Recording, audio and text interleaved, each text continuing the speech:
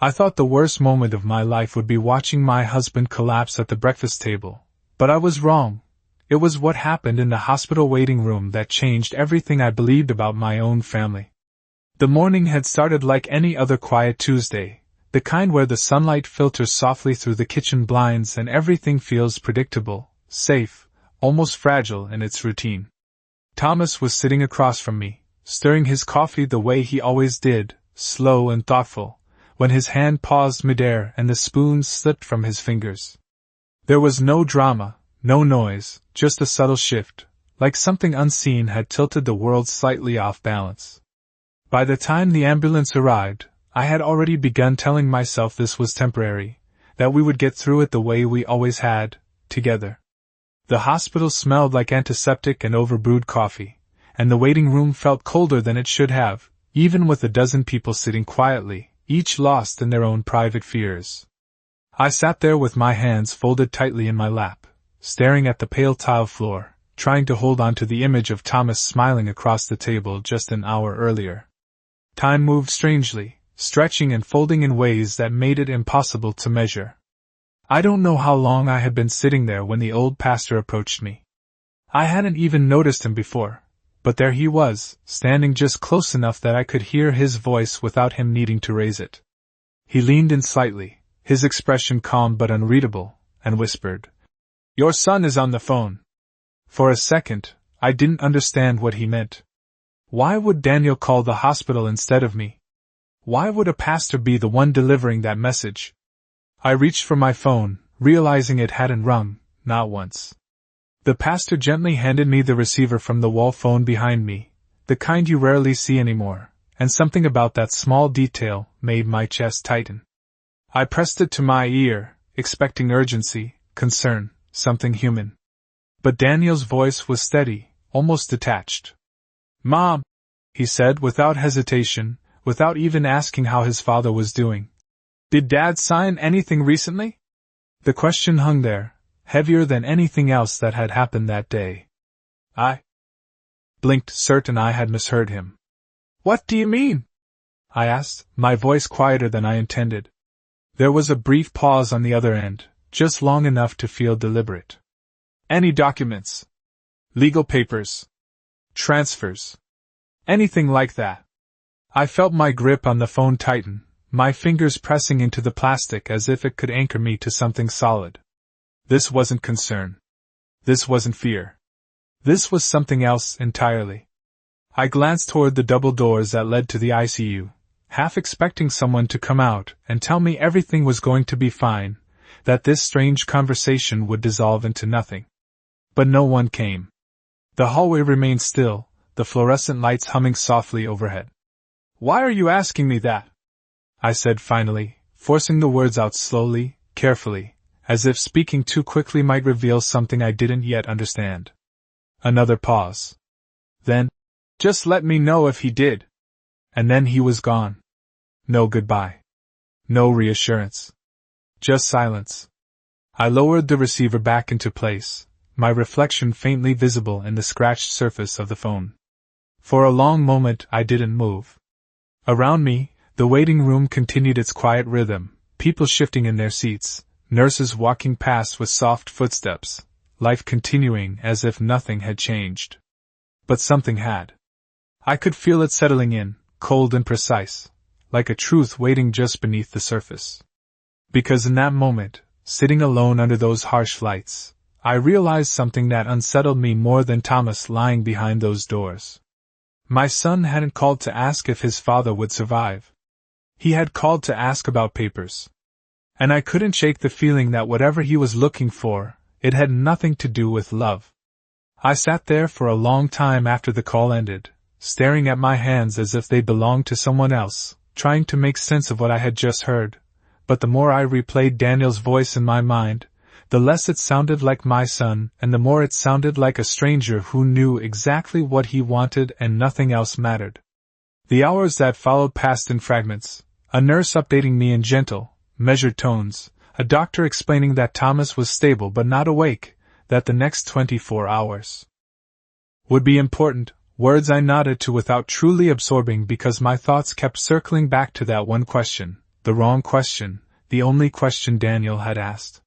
When I finally stepped outside for air, the late afternoon sun felt too bright, almost out of place against the heaviness in my chest, and I realized I had not heard from him again, not a message, not a second call, nothing that resembled concern.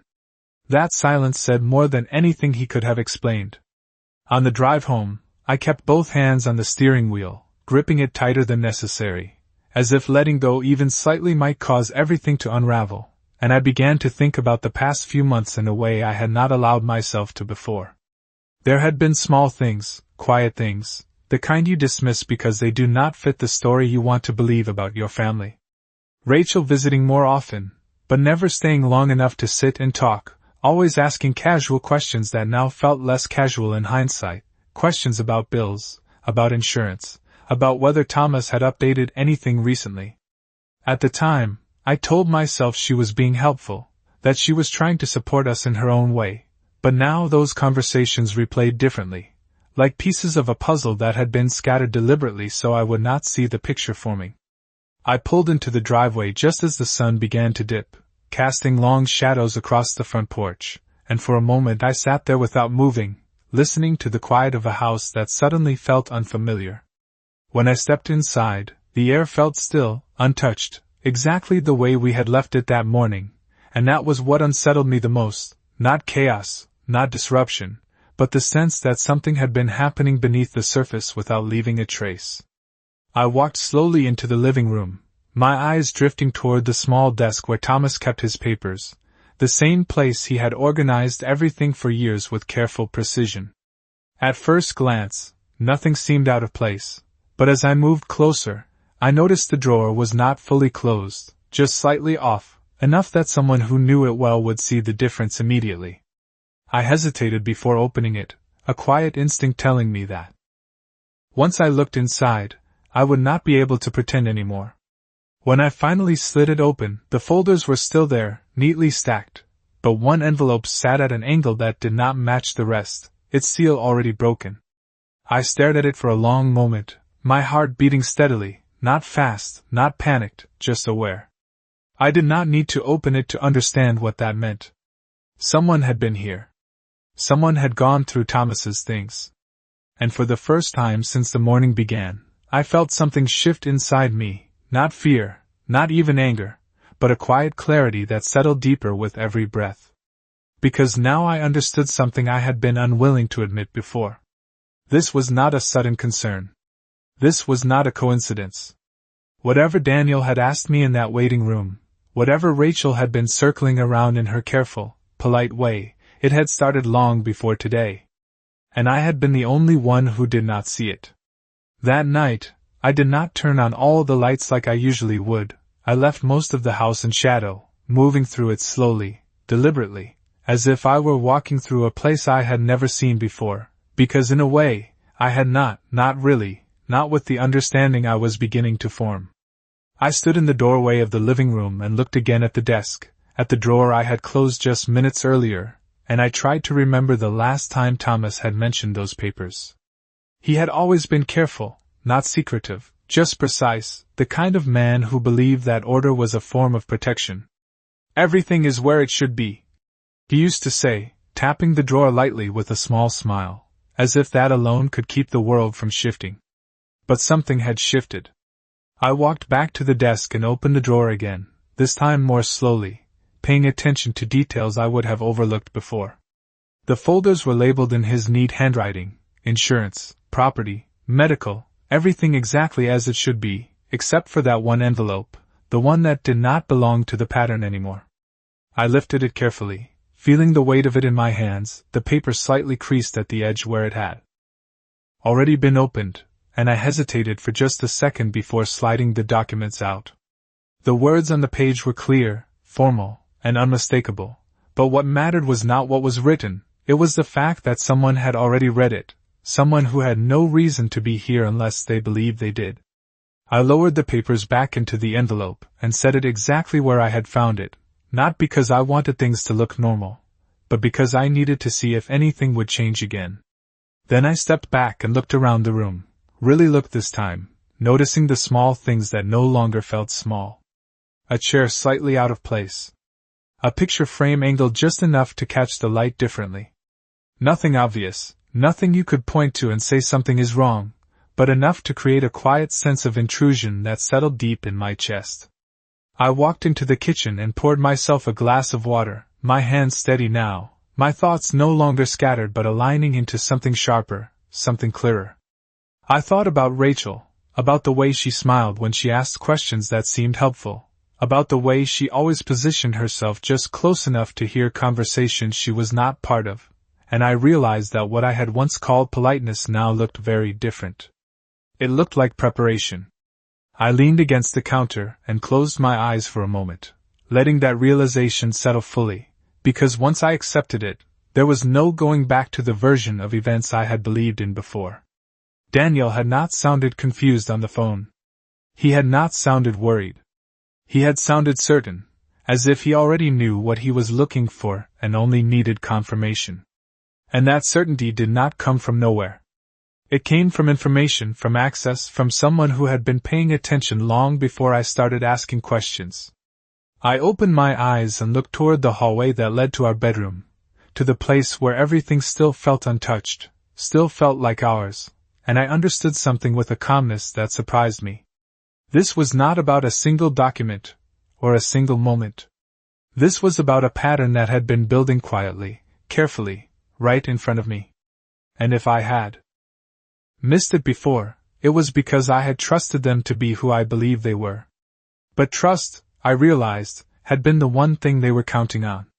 Sleep did not come easily that night, not because of fear, but because my mind refused to return to the version of my life that had existed just one day earlier, and instead, it kept pulling me back through moments I had once dismissed, moments that now felt sharper, heavier, like they had been waiting for me to finally see them clearly.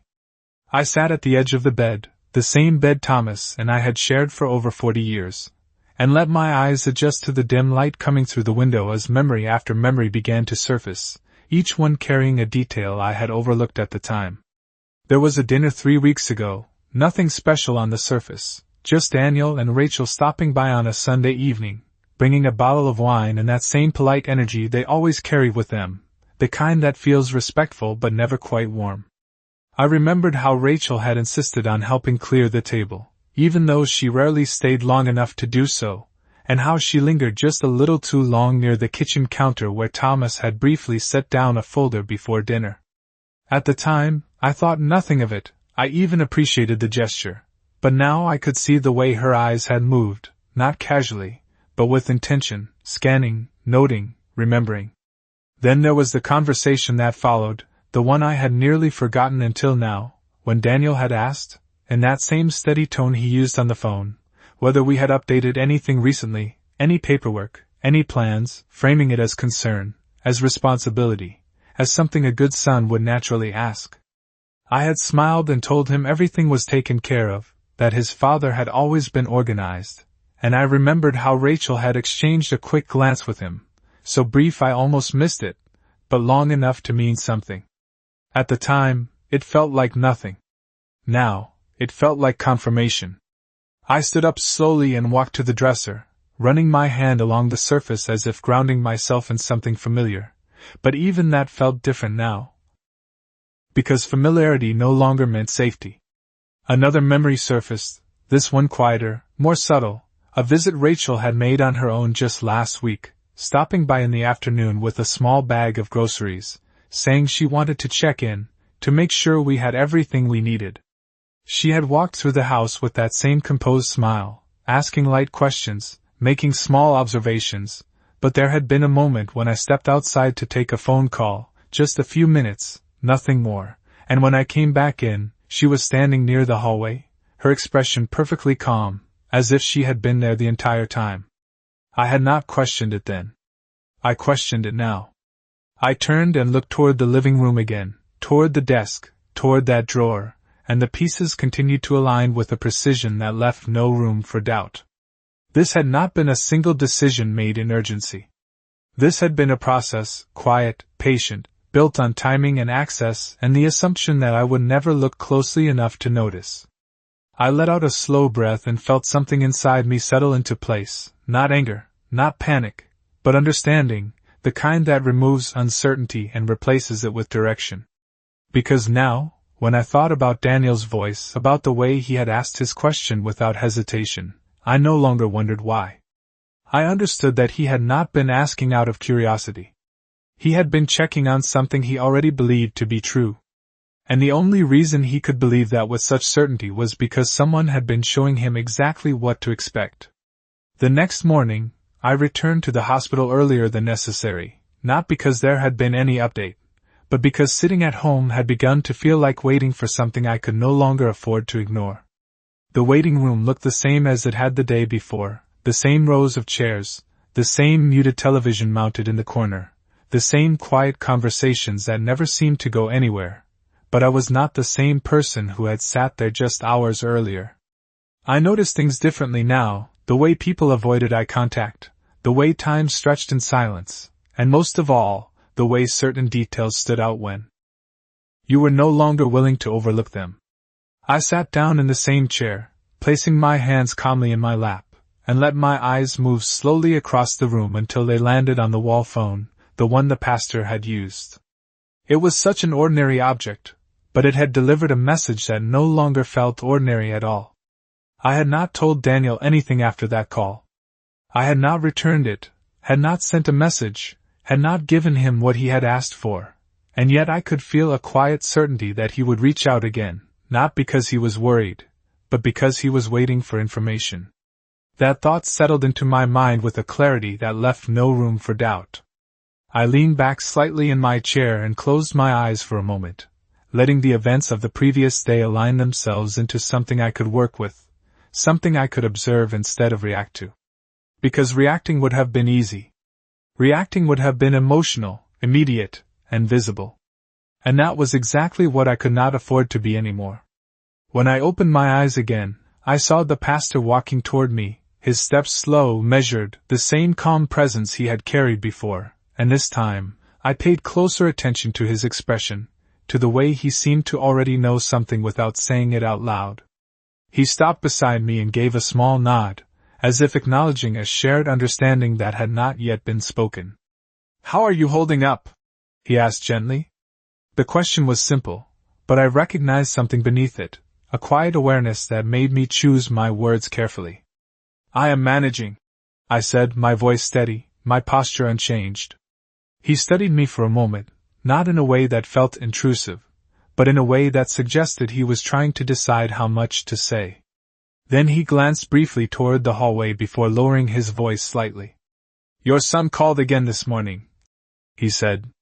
I felt something shift, not outwardly, not in any way that would be visible to anyone else, but internally, like a piece of a larger pattern locking into place. "Did he ask about his father?" I asked, keeping my tone neutral, almost casual.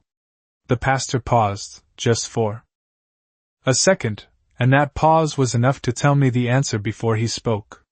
"He asked if there had been any updates," he said carefully. "And then he asked if anyone had come by the house." I let that settle between us, not reacting immediately, not showing the significance of what I had just heard, because now it was no longer a question of whether something was happening. It was a question of how long it had been happening, and how much they believed they already knew. I gave a small nod, as if the information was expected, as if it carried no weight at all, and folded my hands together once more.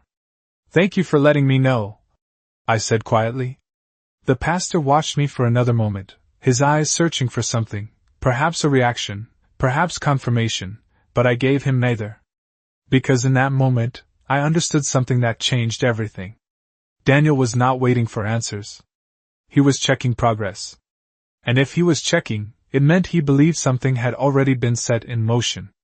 By the time I left the hospital that afternoon, I was no longer moving through the day as a worried wife waiting for updates.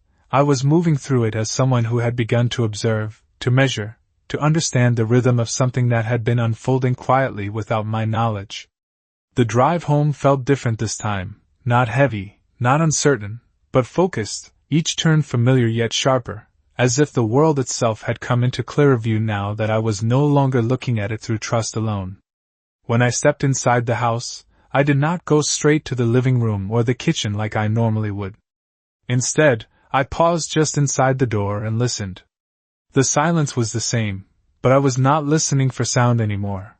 I was listening for absence, for anything that felt out of place in a way that could not be explained. I set my purse down slowly and walked toward the hallway, my steps deliberate, my attention fixed on the details I had ignored before. The desk remained untouched from the night before, the drawers still slightly imperfect if you knew where to look, and I allowed myself a brief glance without approaching it, resisting the urge to check again because I understood now that constantly searching would only alert someone who might already be watching for signs of awareness. Instead, I moved past it and into the bedroom, where everything still felt unchanged, still carried the quiet imprint of the life Thomas and I had built together, and I let that familiarity steady me just enough to think clearly. I sat down on the edge of the bed and considered what I knew, not what I suspected, not what I feared, but what had been confirmed through action and pattern. Daniel had called twice, not to ask about his father's condition, but to track information. Rachel had been present in this house more often than necessary, always with a reason that now felt too convenient. And someone had opened that envelope, not by accident, not out of curiosity, but with purpose. That was not confusion. That was coordination. I leaned forward slightly, resting my hands together, and let a quiet realization settle fully into place. If they believed I did not know, then they would continue exactly as they had been. And that was not a disadvantage. That was an opportunity. I stood up slowly and walked to the dresser, opening the top drawer where I kept a small notebook, the one I used for simple things, grocery lists, reminders, details that never seemed important enough to remember on their own. I opened it to a blank page and picked up a pen, not because I needed to write anything urgent, but because I needed to begin documenting, not emotionally, not reactively, but precisely. Dates. Visits. Questions. Small details that meant nothing on their own but formed a pattern when placed side by side. I wrote down the time of Daniel's call, the words he had used, the fact that he had not asked about his father. Then I wrote down Rachel's last visit, the groceries, the moment I had stepped outside, the position I found her in when I returned. The act of writing slowed everything down, turned scattered thoughts into something structured, something I could return to without relying on memory alone. When I closed the notebook, I felt a quiet shift in control, subtle but unmistakable. Because for the first time since this had begun, I was no longer reacting to what they were doing. I was watching it. And there is a difference between being caught in something and understanding how it moves. I placed the notebook back in the drawer and closed it gently, my reflection catching briefly in the mirror above, and I studied my own expression, calm, composed, unchanged to anyone who might look closely. That was important. Because whatever Danielle and Rachel believed about me, whatever assumptions they had made, I needed those assumptions to remain exactly as they were. I turned off the light and stepped back into the hallway, my movements quiet, controlled, and for the first time since this began, I understood not just what was happening, but how I was going to handle it. I was not going to confront them. I was not going to warn them. I was going to let them continue, exactly as they had planned, because the more they believed I was unaware, the more they would reveal without realizing it. And that, I realized, would be their first real mistake. The following day, I adjusted my routine in small ways that would not be noticeable to anyone else, but to me, they marked a clear shift in how I moved through my own home and through my own thoughts. I left the house at the same time, returned at the same time, and when I walked into the hospital waiting room, I carried the same calm expression I had worn before, but now it was no longer something I was trying to maintain, it had become something intentional, something chosen. I greeted the nurse at the front desk, listened carefully to the update about Thomas, stable, still resting, no significant change, and I nodded in the same quiet way, absorbing the information while my attention remained focused elsewhere. Patterns reveal themselves not through single moments, but through repetition, and I was beginning to understand exactly where to look. I took my usual seat and placed my purse beside me, my hands resting loosely together, my posture relaxed, as if nothing in my world had shifted at all. That was important. Because if someone was paying attention, I needed to give them nothing to notice. It was not long before my phone buzzed in my hand, a soft vibration that seemed louder than it should have in the stillness of the room. I glanced down at the screen and saw Daniel's name. I let it ring once. Twice. 3 times. Not long enough to raise suspicion, but long enough to create space between his urgency and my response. When I answered, I kept my voice steady, almost gentle. "Hello, Daniel." There was a brief pause, and then his voice came through, controlled, measured, the same tone he had used before. "Mom, I just wanted to check in. How is Dad doing?" The question was there this time, placed carefully at the beginning, as if it had been added deliberately, and I noticed that immediately. "He is stable," I said. "The doctors are monitoring him closely."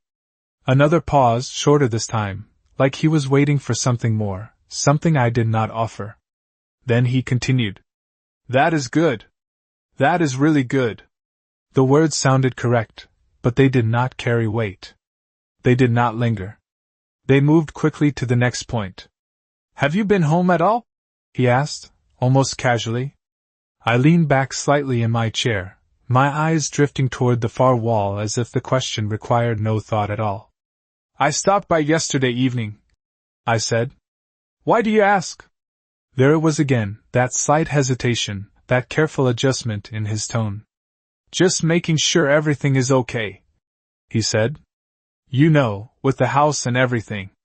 I let a small silence settle between us, not long enough to feel confrontational, but long enough to make him fill it if he needed to. He did not. That told me more than anything else. "Everything is exactly as we left it," I replied, choosing each word deliberately, not to reassure him, but to observe how he received it. There was a subtle shift in his breathing, almost imperceptible, but present enough for me to notice. "Okay," he said finally. "That is good." And then, just like before, he ended the call without lingering, without asking anything further, as if he had already gathered what he needed. I lowered the phone slowly and placed it back in my lap, my expression unchanged, but inside, something had settled into certainty. He was not asking random questions. He was verifying conditions. And the fact that he needed to verify meant that something had already been done, something that required confirmation, something that depended on whether I had noticed. I sat there quietly, watching the room without really seeing it, and allowed that realization to take its full shape. Because now there was no doubt left. They were not waiting. They were checking. And the only reason you check is because you expect something to be there. By the time evening came, I had already decided that nothing about my behavior would change in any way they could detect, because the moment they sensed awareness, everything would stop, and whatever they had already set in motion would disappear before I could fully understand it. I left the hospital at the same hour, walked through the front door with the same steady pace, and set my keys down in the same place on the small table by the entrance, every movement measured, every detail intentional. The house greeted me with that same quiet stillness, but now it no longer felt empty, it felt watched, not in a way that caused fear, but in a way that demanded precision. I moved through each room slowly, not searching, not inspecting, just observing, letting my presence appear routine while my attention remained sharp. When I reached the living room, I paused briefly near the desk, allowing my hand to rest lightly on the surface as if I were simply steadying myself after a long day, and in that small moment, I noticed something new. The drawer was closed this time. Completely.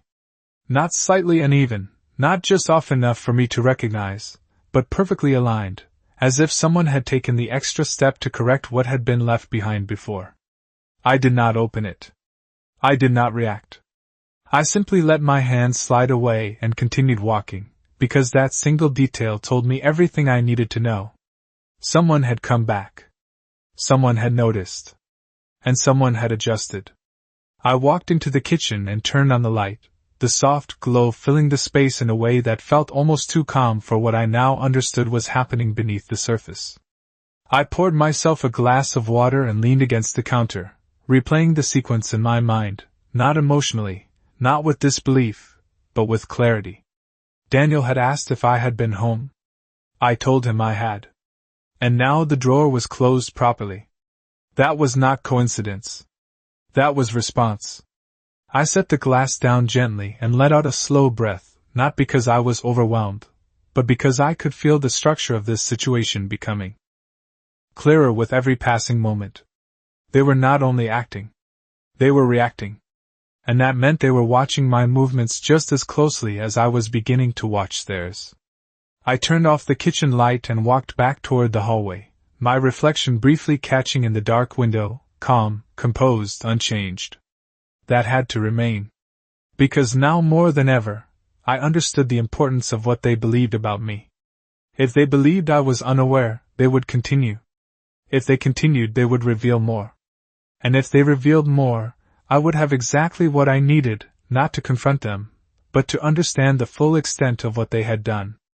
I stepped into the bedroom and sat down quietly, my hands resting loosely in my lap, and for the first time since this began, I allowed myself to acknowledge the reality of it without resistance. This was not a misunderstanding. This was not concern expressed poorly. This was deliberate, careful, and ongoing. But what mattered most was not what they had already done. It was what they would do next, believing they were still unseen. And that belief, I realized, was the one thing I now controlled completely. The next morning, I woke before the alarm, not because I had rested well, but because my mind had already settled into a rhythm that no longer depended on sleep, a rhythm built on observation, patience, and a quiet understanding that this situation was no longer unfolding around me, it was unfolding in front of me. I moved through my routine with the same careful consistency, making coffee, straightening the kitchen counter, leaving the house at the same time, because every detail mattered now, not for what it was, but for what it communicated. At the hospital, the air felt the same, sterile and still, but I noticed something new when I walked into the waiting room. Daniel was already there. He stood near the window, his posture relaxed, his phone in his hand, and for a brief moment, he looked exactly like the son I had raised, composed, capable, familiar.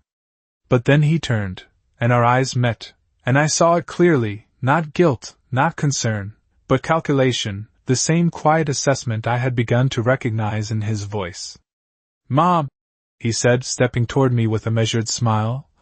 "I came as soon as I could." I nodded, returning the same calm expression I had practiced, the same one he expected to see. "That is good," I replied. "Your father is stable." He exhaled softly, as if that was the confirmation he needed, and for a moment neither of us spoke. Then his gaze shifted, just slightly, scanning my face, my posture, searching for something I did not give him. "Have you been home?"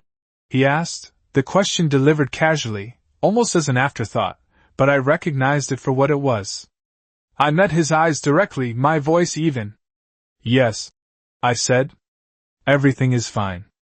There it was again, that small pause, that nearly invisible shift, like a calculation adjusting itself in real time. "Good," he said quietly. "That is good." He looked away first, turning his attention back to his phone, but I did not miss the way his shoulders relaxed, just enough to suggest that my answer had confirmed something for him. And in that moment, standing there in the same room where I had first heard his voice through that phone, everything aligned with a clarity that left no space for doubt. He was not here for his father. He was here to observe me. To confirm what I knew. To measure what I had seen. I stepped past him and took my usual seat, my hands resting calmly in my lap, my expression unchanged, but inside, something settled into its final form. Because now, I was no longer piecing together fragments. I was looking at the full picture. Daniel believed I had seen nothing. Rachel believed she had left no trace. And together, they believed they were still ahead of me. I glanced once toward the hallway that led to Thomas, then back toward my son, who stood just a few feet away, unaware of the shift that had already taken place. I did not need to confront him. I did not need to ask questions. Because the truth was no longer something I was searching for. It was something I understood completely. And as I sat there, calm, silent, and still exactly who they believed me to be, I realized something they had not yet considered. They thought they were checking on a situation they controlled. They thought they were one step ahead. But the moment I stopped reacting and started watching, that changed. Because now every move they made was no longer hidden. It was expected. And when something becomes predictable, it stops being power. It becomes a mistake.